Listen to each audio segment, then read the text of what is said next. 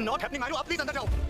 हमारा भैया कहाँ है बेटा? मैं उसी को ढूंढने जा रहा हूँ। मेरी बेबी, मम्मा के पास जाना है तो भेज देते हैं, जाओ मिल लो मम्मा से। अरमान, ये तुम ही हो ना? सीरियल ये रिश्ता क्या कहलाता है आने वाले एपिसोड होने वाले हैं ज़बरदस्त। आने वाले एपिसोड में दोस्तों आप देखेंगे कि युवराज आखिरकार अबीरा को यहाँ से ले जाने में कामयाब हो जाता है। अबीरा चिल्ला रही होती है, अरमान तुम कहाँ हो? ये तो अरमान नहीं, पता नहीं कौन मुझे लेके जा रहा है।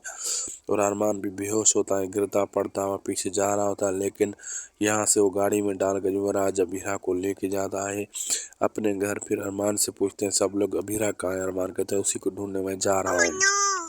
फिर वो अबीरा को लेकर कामयाब हो जाता है। युवराज अपने घर से जाकर सुलाता है और कहता है बेबी तुम अपने घर जाना चाहती हो? अरमान से मिलना चाहती हो? क्या तुम्हें मैं भेजूं? अब आगे देखना मज़ेदार होगा क्या क्या होने वाला है। वीडियो अच्छी लगी तो लाइक शेयर सब्सक्राइब करना ना भूलिएगा।